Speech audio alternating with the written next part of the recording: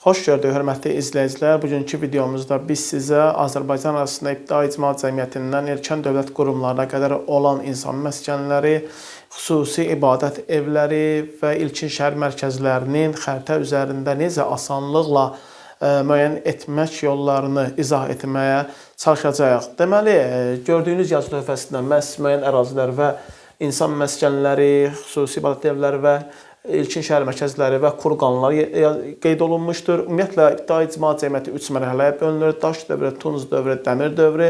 Biz ilk öncə, yəni Azərbaycan ərazisində ən uzun müddət davam etmiş daş dövrünü izah etməyə çalışacağıq. Deməli, daş dövrü öz bildiyiniz kimi 3 mərhələyə bölünür. Paleolit, mezolit və neolit dövrləri. Paleolit, yəni ilk insan tipinin yaranmasından başlayaraq 12 min bundan əvvələ qədər Azərbaycan ərazisində mövcud olmuşdur və yaxud da davam etmişdir.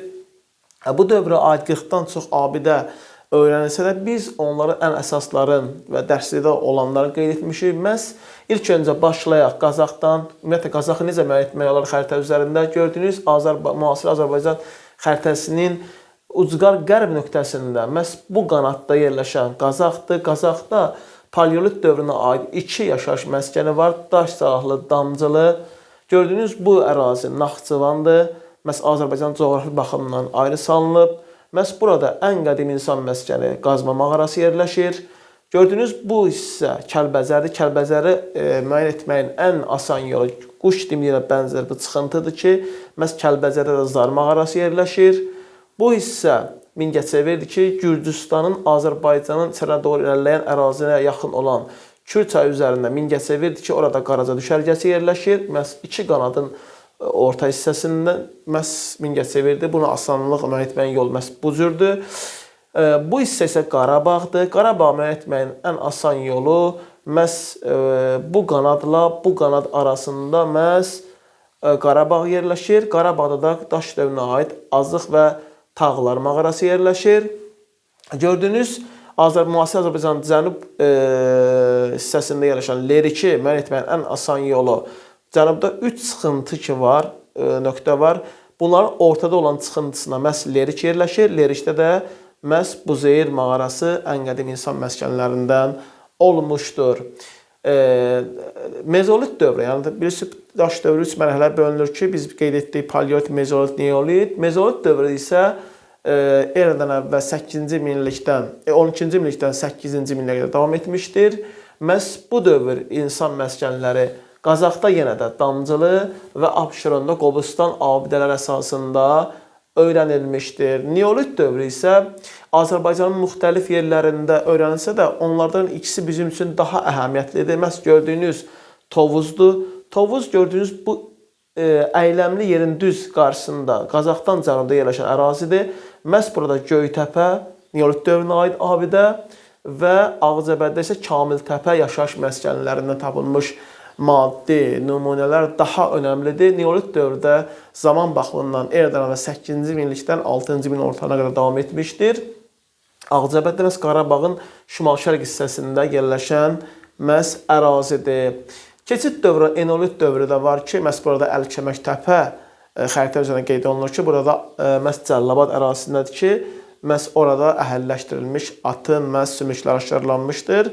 Eneolit dövrdə, yəni mis daş dövrü olaraq eradan əvvəl 6 və 4-cü minillikləri əhatə etmişdir. Azərbaycan arasında Tunc dövrünə gəldikdə isə Tunc dövrü ümumi olaraq eradan əvvəl 4-cü minin ikinci yarısından eradan əvvəl 2-ci minin sonlara qədər davam etmişdir. Bu dövr xronoloji baxımda 3 dövrə bölünür. Erkən Tunc dövrü, Orta Tunc dövrü və Son Tunc və yaxud da Erkən Dəmir dövrü. Erkən Tunc dövrü eradan əvvəl 2-ci minliyin 4-cü minin ikinci yarısından 3-cü minin sonlara qədər davam etmişdir.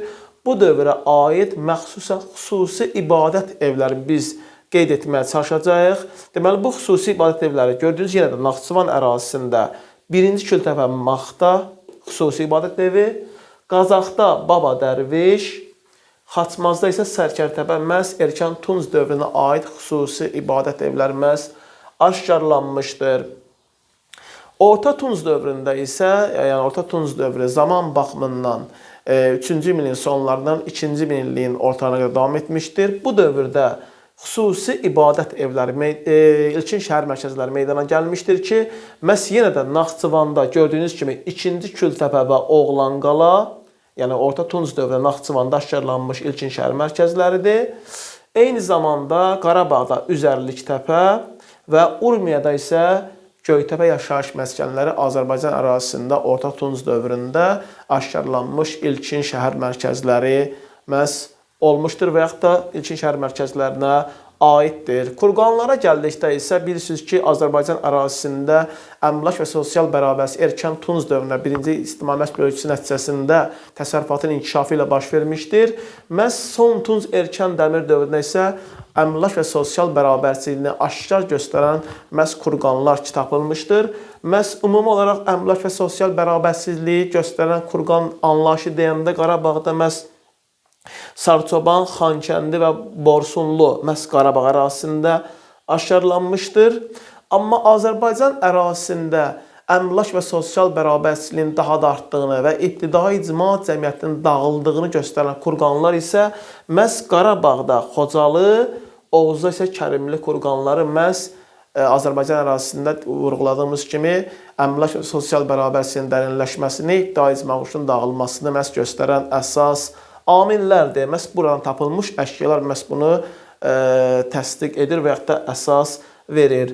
Son Tunc erkən dəmir dövründə, yəni Cəlilabad rayonunda, yəni Muğan hissəsində Uzuntəpə məhz abidəsi də vardır ki, burada dəmir tiyəli və tunc dəstəkli qılınclar da aşkarlanmışdır. Bu da hərb sənətinin və yaxud da tayfa arasında müharibələrin yəni genişlənməsindən və yaxud da mövcud olmasından xəbər verir.